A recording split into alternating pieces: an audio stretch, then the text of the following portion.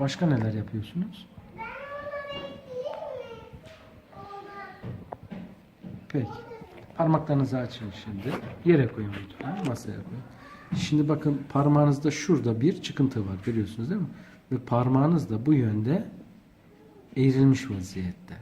Burada kireçlenmeniz var. Ve parmağınız bu yönde eğrilmiş vaziyette. Bir daha yapmayalım, oldu mu? Tamam. Yaş kaç? 58. Peki. Bundan sonra en azından.